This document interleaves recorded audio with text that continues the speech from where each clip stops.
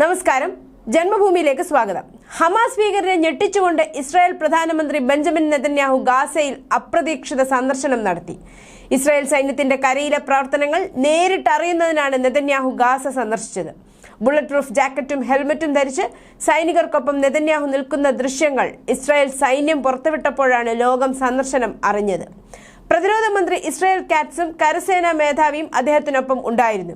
യുദ്ധക്കുപ്പായം ധരിച്ച് ബാലിസ്റ്റിക് ഹെൽമറ്റും വെച്ചാണ് നെതന്യാഹു ഗാസയിലെത്തിയത്. ഗാസയിലെ ഒരു കടൽ തീരത്ത് നിൽക്കുകയും ഹമാസ് ഇനി മടങ്ങി വരില്ല എന്ന് പറയുകയും ചെയ്യുന്ന ഒരു വീഡിയോയും പുറത്തു വന്നിട്ടുണ്ട്. ഇനി ഒരിക്കലും ഹമാസ് പാലസ്തീൻ ഭരിക്കില്ലെന്നും അവരുടെ സൈനിക ശേഷി പൂർണ്ണമായി നശിപ്പിച്ചെന്നും യുദ്ധം കഴിഞ്ഞാലും പാലസ്തീൻ ഭരിക്കാൻ ഹമാസിനാകില്ല എന്നും അദ്ദേഹം വ്യക്തമാക്കുന്നു. ഇസ്രായേലി ബന്ദികളെ തിരിച്ചയക്കുന്ന ഗാസക്കാർക്ക് വൻതോതിൽ പണം നൽകാമെന്ന വാഗ്ദാനവും പ്രധാനമന്ത്രി ആവർത്തിച്ചു. ഗാസയിൽ ഹമാസ് ഭീകരർ കൊലപ്പെടുത്തിയ ഓരോ ഇസ്രായേലിക്കും $5 മില്യൺ ($42.18 കോടി) വീതം നൽകുമെന്ന് ഇസ്രായേൽ പ്രധാനമന്ത്രി ബെഞ്ചമിൻ നെതന്യാഹു ഗാസയിൽ ഇക്കാര്യം വ്യക്തമാക്കി.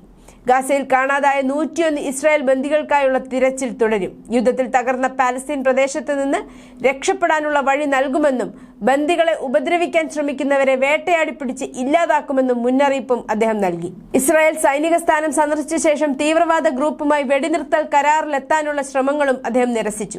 2023 ഒക്ടോബർ 7 ഹമാസിന്റെ നേതൃത്വത്തിലുള്ള ഭീകരർ തട്ടിക്കൊണ്ടുപോയ 13 മാസങ്ങൾക്ക് ശേഷവും ബന്ദികളാക്കിയ ഇസ്രായേലി ബന്ദികളുടെ അവസ്ഥയെക്കുറിച്ചുള്ള ഭയാനകമായ മുന്നറിയിപ്പുകൾക്കിടയിലും പുനരുജ്ജീവിപ്പിച്ച ഹമാസിന്റെ പ്രവർത്തനത്തെ വേരോടെ പിഴുതെറിയാൻ വടക്കൻ ഗാസയിൽ ഇസ്രായേൽ ആക്രമണം നടത്തുന്നതിനിടെയാണ് സന്ദർശനം.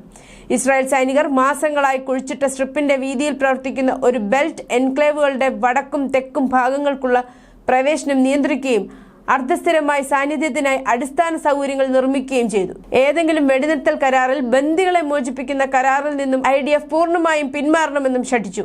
ഗാസ സന്ദർശന വേളയിൽ Katz, IDF chief of staff Herzi Halevi, Shin Bet മേധാവി റോണർ ബാർ എന്നിവർക്കൊപ്പം നെതന്യാഹു നെറ്റ്സാരിം ഇടനാഴിയിൽ പര്യടനം നടത്തി. അവിടെ അദ്ദേഹവും കാറ്റ്സും 99ാമത് infantry division commander Yo Berner, southern command major general Yaron Finkelman എന്നിവരുമായും ഒരു നിരീക്ഷണ കേന്ദ്രത്തിൽ വെച്ച് പ്രദേശത്തെ ഒരു സർവേക്കായി കണ്ടുമുട്ടി. ഈ മാസം ആദ്യം പ്രതിരോധ മന്ത്രിയായി നിയമിതനായ ശേഷം കാറ്റ്സിന്റെ ആദ്യ സന്ദർശനമായിരുന്നു ഇത്.